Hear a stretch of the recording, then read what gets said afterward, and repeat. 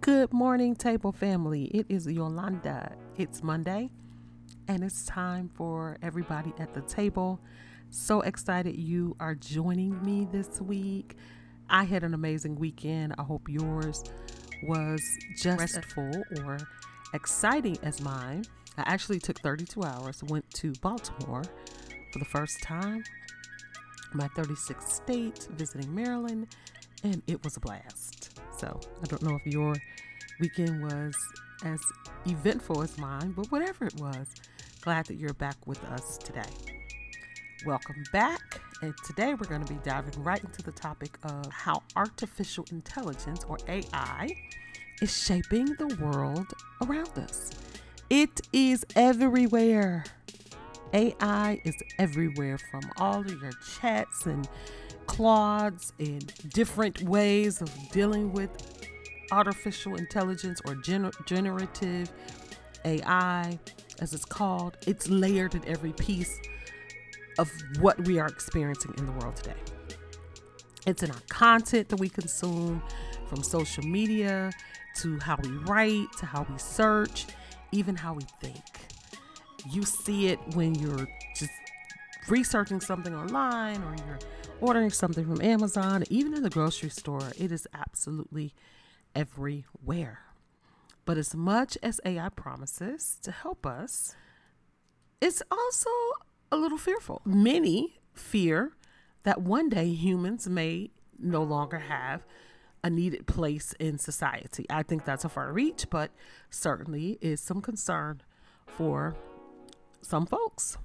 So today I'm going to share a conversation with my friend Celeste Turner Hall, who is visiting with me to talk about this AI stuff. Celeste is the right voice to hear on the subject, as she is a 20-year technology professional in leadership in so many roles, and even in her current role as a VP of marketing for a tech startup company. She is using AI not just in her personal life or her work life, but also operationally. And I'm so proud to say that she is my friend and my sister, and that she's joining us at the table to help guide us through this challenging conversation.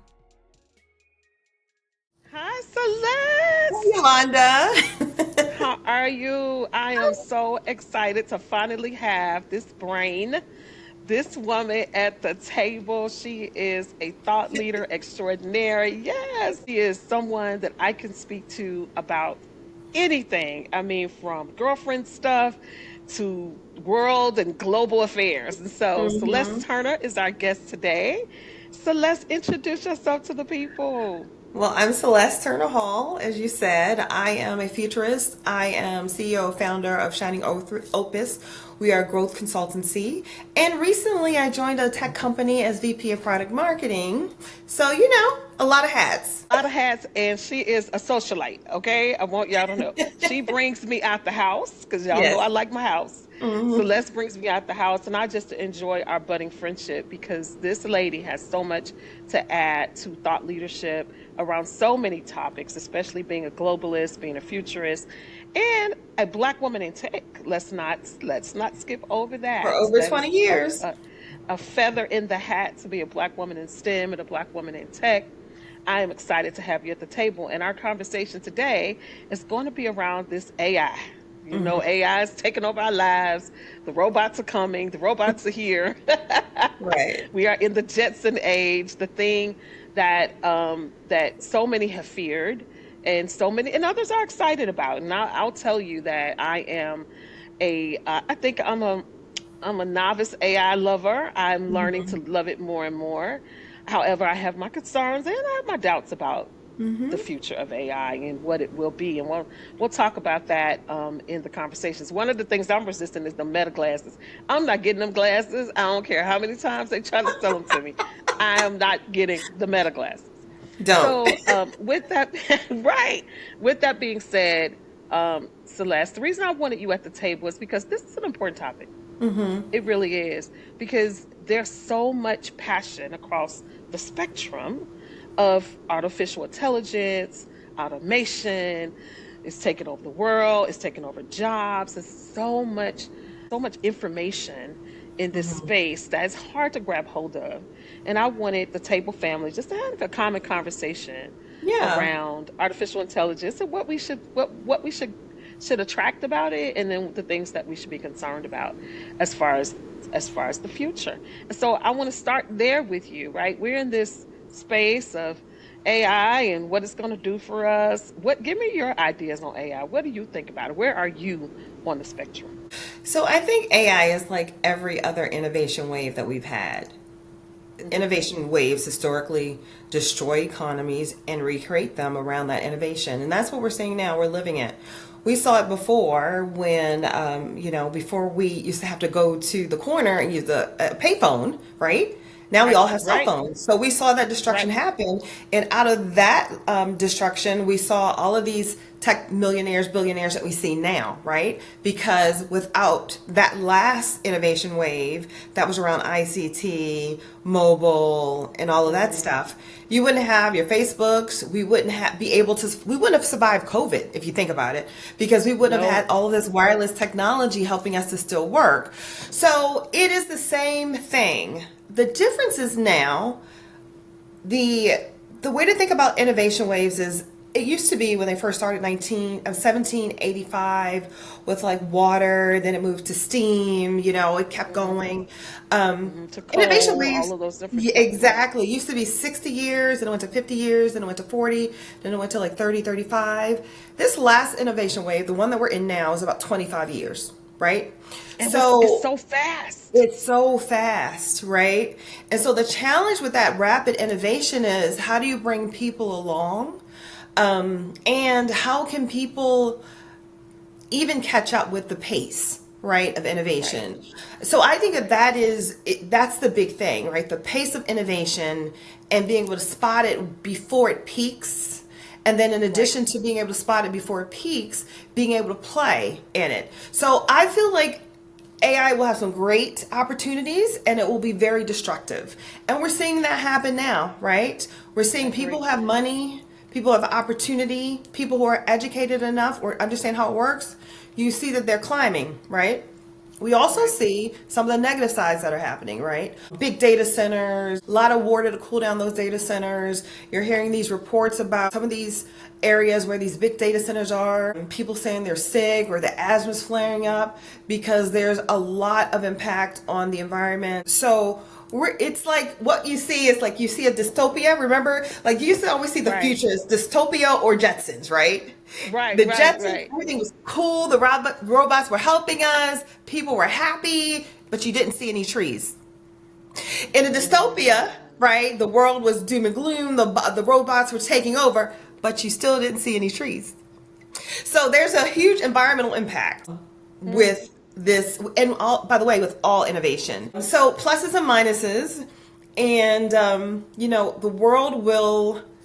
Different countries, I think, will fare better than others because of how they are addressing AI. And it's something you said. Wow, I love smart women. I love smart women. I love smart women. What's concerning for me about AI, and y'all, I promise we're gonna get to the help part of AI, Hmm. right? What's concerning to me about AI is this great replacement theory. Hmm. And that's concerning when you talk about innovation, right, and progression. And this is what I tell my team: the world progresses, Hmm. things change, economies shift, different inventions and ideas bring different jobs and inlook. Yeah. But this thing threatens to remove people in a way that other innovations just shifted what people did and how they perform. This seems to be very quickly Hmm. and vastly removing people out of the Hmm. equation. At least that's the thought. I have other thoughts about that. Yeah. Um, People out of the equation, which is what's the basis of the fear, right? Is people are like, where am I going to be needed? What are the economies of scale for the future where I could take a job for what these kids that's going to college, what are they going to do when they get out of school, especially if you're in the humanities and all these other soft, even in business. It's Hmm. going to be a very different world of work with this invention of AI. And that's one of the things that I'm concerned about. So, with that, what are your thoughts around, the people removal aspect that Yeah. AI brags about? And you even hear leaders like the Salesforce leaders talking about, I removed 4,000 jobs. This is a recent, I think as of yesterday, 4,000 jobs because of AI. And it's a brag. It's not even a I'm sorry this is happening or it's new Yeah. opportunities coming. It's a clear brag that I don't have to pay people anymore because AI is going to do the job. Yeah. So, through the history of innovation waves, efficiency, commercial efficiency it's always been a part of it, right? So if you think about, the industrial age when everything was moving to machines, going from manual to having big machines that do things, it was all about how do we do this faster and quicker, right, and more efficiently. In the big thing was in search of profits, right? Not in Right, search of right, right. betterment for Always in search of humanity. profit, right? Always, right? Always in search of profit. Exactly. So I don't think the efficiency and displacement story is new. It's something that we've seen over time. Since 1785, you can look and see where people say, "Oh, this new invention has changed the way we do work," and I don't have my job. So that's true, right? No one can discount that. But to your point, there are shifts that typically happen in the economies and where people work. So there'll be other jobs, right? So they'll move from out of, maybe they were in a business position, right? That was maybe mid management, but now they're AI agents and Gen AI and some other things and automation and robots that can do some of that. Maybe they were on the front line, or maybe they were working in on an assembly line, and there are robots that do that. Those people may shift out to other jobs. So you're going to have a percentage of them that will shift out of other jobs. You will have a Okay. percentage of them that will be displaced, that can't find other jobs, right? So that's going to happen. Absolutely. Both of those scenarios are going to happen. So I think that fear is actually founded. But here's the flip side of it. If you know this is happening, the question then becomes, for those that are capable, how are they in putting themselves in the game, right? So does that mean that they're shifting to careers that depend on manual labor? Like, I'm not calling a robot to fix my air conditioning, At right? all. At all. And so we see some great shifts in terms of college students even saying, I'm going to go into trades. I'm not even going to go to college because I know I can be a plumber. I know I can be, a air condition repair person. I know I can do all of this stuff and it's manual, right? So there's certain jobs that AI won't take. Just wanted to add that I have a friend who's in HVAC, black male, has been in there for a long time. He is just now doesn't even run the company. He's taking another job. He's doing $3 to $5 million a year in Yeah, HVAC. So exactly. we think the money isn't there, but people want air conditioning, especially with global Exactly. warming. So go ahead. Go ahead. Exactly. 100%. And if you're in the South, we definitely want our air conditioning, right? So there are these jobs that won't be impacted, and that's a perfect example. Then there are jobs that will be impacted, and those people have to figure out where to go. Then there are these people that never stood a chance, right? So remember back in the day, in the last innovation wave, we were talking about the digital divide, right? And they had Right. all these initiatives where, let's put Wi-Fi out in rural areas. These people don't have access. Well, the gap filler became the mobile phone, right? Because the mobile phone Yep. all of a sudden became everything.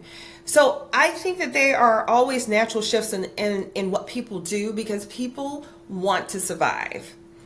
However, this particular innovation wave is so significant and so small, I think we will see greater fallout than other innovation waves. And that is not just because of the shortness and the pace of the innovation. It's also because of how corporations, politicians, countries are handling this, right? So this is really, if you think about the capitalism pyramid, this is really at the top of that pyramid, meaning that this is really controlled by people who are very wealthy, a big span of control right now. What I see happening around the world, though, is these investments in people who can build. So you see things happen in India. You see United Arab Emirates really coming up, right? And really being pro-women in this too. And then you see Europe coming together saying, hey, we're tired of this happening by this select group of people outside of our country. Let's get together. So what I think we're going to see is GDPs start to really grow in this area outside of the US because of the kind of nature of competition that's been created by an elite few owning so much of this innovation, and thus so much of the wealth that's going to be coming from this innovation. You hit on two things that are my concern, because this is everybody at the table. And so our entire premise is that how do we make space for everybody to be at the table? And as we look at who is winning this AI race, the billionaires who own these businesses and want to reap the profits. Also, they're the ones that are putting the seed money into startups and getting quick windfalls out of the AI companies when they go And PE firms. into production, right? And then we have other economies around the world where they're training their people. I follow an influencer on TikTok. His name is Tony Nwinji, I think. And he's out of Kenya. Okay. And he talks a lot about how Kenyans at 59% rate are using ChatGPT. Like an astronomical rate, they are adopting this AI function. Those are all positives as far as that's a positive. The billionaires, whatever. There's no ethical billionaire. So so we talk about those types of things. Then we talk about the people that are going to be left behind. My heart goes immediately to those people because I'm concerned. And it's a contradiction for me because I'm a leader who, in my day job, plans Right. for these people to be left behind. But at the same time, I try to do it with this warning, this empathy of, hey, times are changing, and if you want to get on board, here's your time. Right. Let me train you. What do I need to do to get you the access, the training, so that you're prepared for what's coming in the future, right? And that's the dichotomy that I live in right now. So when we talk about the bad things, and there's a whole bunch of bad things with the environment, rich people getting richer, poor people getting poorer, how do you suggest we embrace this new wave, right? Because I don't ever want to be in a position where I'm left behind Yeah. in my personal life or in my professional life. And there is some good to artificial intelligence. Yeah, there's a lot of Whether, good. we fear it, there's some great things happening with AI, especially for small business people who normally could not afford a human. You have automatic assistance with your small businesses just by using an AI function or technology or platform. So how should we embrace this new technology, this new wave of evolvement of humankind and technology? Well, first of all, we have to understand that it's not new, right? That's the big thing. We started seeing this around 2013, really, 2014, and so for most of us believe that it is about halfway through the wave or on the other side of the peak, right? So if you're not embracing it, you're really late to the game. So that's the first thing, right? So it's here, it's not going away. It's only going to get refined over the time in the same way that mobile phones, remember the flip phone and the bag phone, and then now smartphones, it's just going to keep going, right? So you got to get on that train. So the first thing I would say is stop saying it's not going to happen or it's not going to impact you, because it will, and it is, right? The other thing is use the technology, right? So every day I use at least 2 to 3 generative AI tools, part of my work. And I use them in various ways, right? That makes me feel comfortable. So use the technology, try it out. Understand how they might use your data. So be sensitive about what you're putting in there, because the data that you're putting into some of these tools that they're using to train, right? And so there's this conversation around, at some point, AI may run out of data and it will start creating its own data to train the models, which is also very dangerous, right? So you gotta embrace it. You gotta use it. Know it's here. Most of the big tech companies have something that is community facing, whether it is training, whether it's a toolkit. Most of them use it. Take advantage of it. Right. The other thing is understand that the bigger picture is about your data. That's the bigger picture. So I encourage people to understand how that data is being used across all the platforms, across everything that they do, even in their personal lives, because you would be amazed at how much of that data is being used to train AI, right? So we have embrace it, use it, understand how your data is being used. And then last but not least is if you step back and scan the world, what I would say to people who are parents and have children, you really need to get them to understand and lean into STEM, Yes. data science, engineering. Yes. You really need to have them lean into that and take that math side of their brain super serious, right?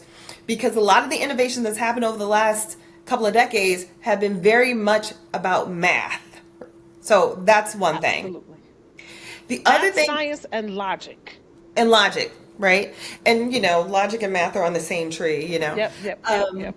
So that's the first thing. The second thing that I would say is you got to get your kids, and I'm going to talk to parents for a minute. You got to get your kids out of these smartphones, playing these games on these social media sites.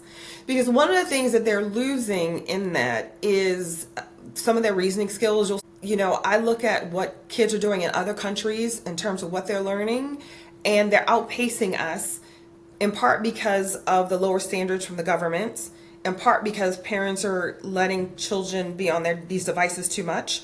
So pull them away and help them to read more, get them interested in other things that challenges their brain, because that will also help them as they further along in their educational journey. So that's parents and children. If you're a full-grown adult, here's what I'm going to say. Change is always scary. We're always a little afraid. That's our protective mechanism. So I would say go head first, use those tools, tackle it. If there's training, go to training, take this free training, pay a few $100, go and use the training and try this stuff out and learn. And then take that and start to put your certifications or whatever you're getting in terms of training on your resume, because what you want people to see is that you're here, you're current, you're embracing, right? Especially if you're a woman of a particular age or a man of a particular age, right? Right. And there's assumptions and bias built into a lot of these AI screeners that we have to counter. And one of the ways we do it is how we show up in our professional, on paper in our profession, and what we know and learn. Now, y'all know I'd like a two-parter. So this was definitely only the first part of this dynamic conversation with Celeste on how we manage the world that we're in currently and embrace it without fearing it. And I hope you join us next week for the continuation of some positive outlook on artificial intelligence and AI and how you can use some of the tools that are available at your disposal. Celeste will share, as well as I, some of the tools that we're using in our daily lives to help manage life a little better. And hopefully that'll help all of us not fear this moment. We feared so much with Y2K. If you've lived through any iteration of evolution, and you have, if you're alive more than 20 years, then you know that we will ease into this as we have other innovation waves that have come. So hit the comments as always. I want to know what you're thinking about artificial intelligence and where you are with embracing it, or if you're still on the cuspice of skepticism and not using it. But together we'll learn where we are and how to move forward. As always, I appreciate you listening, sharing, liking, bringing others into the conversation. I hope that you join us again next week. Thank you again. And until next time, take care and dine well.